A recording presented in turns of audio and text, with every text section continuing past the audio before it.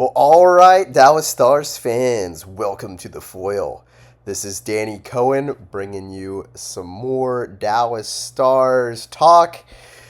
We now go on to play Seattle. The two teams are separated by 1 point in the West, with Seattle having one game in hand. So we are vying for position within the conference here. Should be a good one with two pretty evenly matched teams. Before we get into it, do me the favor of subscribing if you haven't already. Like this, comment in the box below, and share this with your friends in any way you can, whether that's through text or posting it on a board or whatever apps you guys use. Help me get this out there. So Dallas, this is a team that is still trying to hit their stride. We're not healthy, and we've been kind of squeaking by and winning games somehow, some way. We're not particularly dominant at all. Every game is a bit of a heart attack, and you got to take a antacid afterwards. But we're coming off of a win against Nashville, one of those types of games that I just described. We've got points in 8 of our last 9.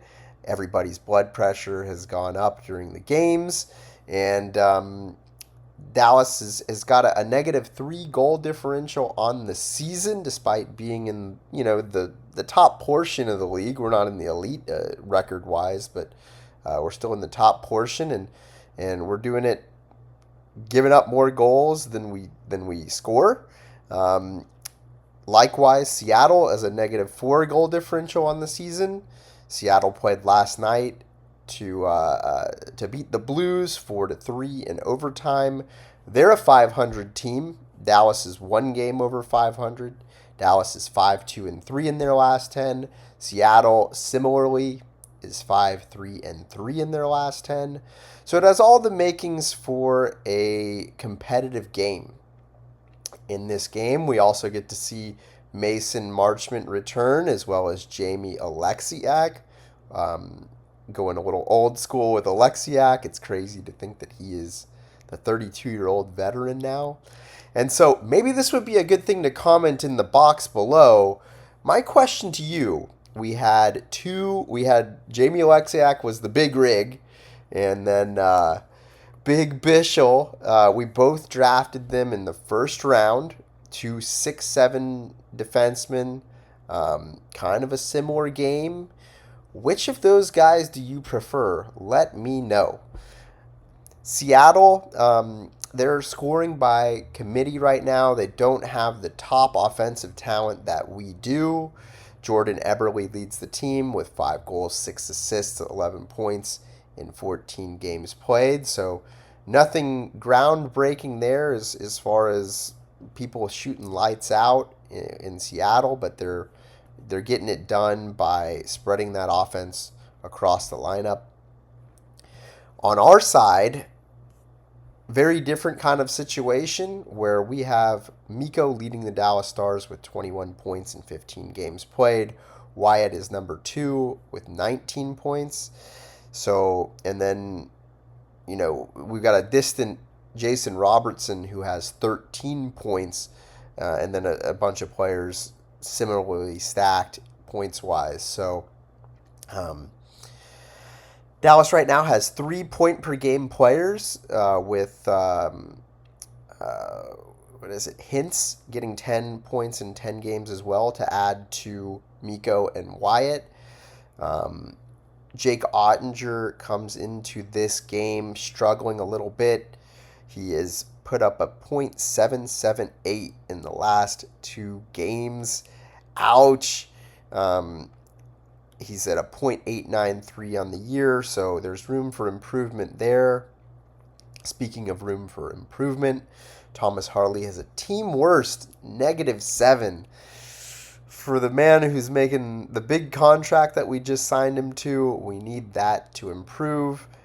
He's doing some good things out there. Had a beauty of a pass last game that didn't end up on the score sheet because it was kind of a third assist where he banked a pass off the boards and Was able to get it to Miko that way around a Nashville player who was moving in his direction. Just incredible pass. So Thomas Harley needs to snap out of the defensive woes that he's having. He's also having some difficulty scoring. He's got 1 assist in 6 games, I believe, right now. It's also pretty rough.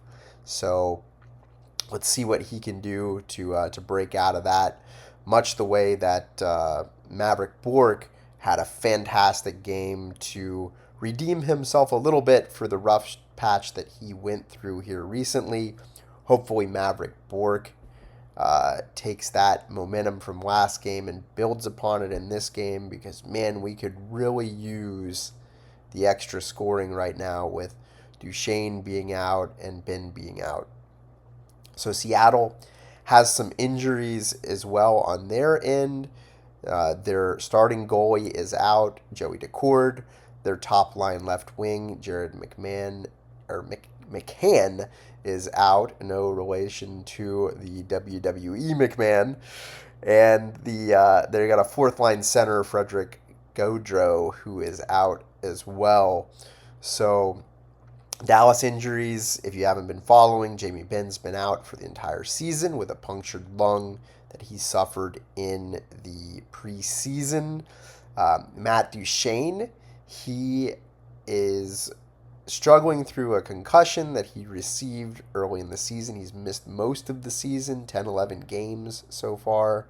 So he's day-to-day. I wouldn't expect him to play, but you never know. And then Nils Lundqvist, who's an important part of our back end, he is on IR and is not expected to play either. Dallas has the 18th best offense coming into the game. We finally cracked that 3 goals for per game after the 2 high-scoring games that we just played back-to-back. So that's good to see that number is inching up, and it should, especially as we get healthier. Seattle has the number 28 offense in the league at 2.7 goals for per game, and their Seattle defense is 12th best, so kind of in that upper almost third of the league at 2.9 goals against per game, whereas Dallas is 22nd best defense at 3.3 goals against per game. Our power play is our biggest tool that we've got right now. It's just clicking at 33%, number 3 in the league. It is going against a god-awful Seattle penalty kill, which is ranked 31st in the league at 69%. So this is one area of the game where we can really put it to them if we can get our power play to work as it's been working throughout most of the year so far. So Seattle probably shouldn't take much in the way of penalties on us. That would probably be a good plan if you're on that bench. Seattle has the number 13 power play, so pretty decent at 21%. So we need to be careful with them as well on our end, because our penalty kill is almost as bad as theirs at 71%, good for 26th overall in on the season.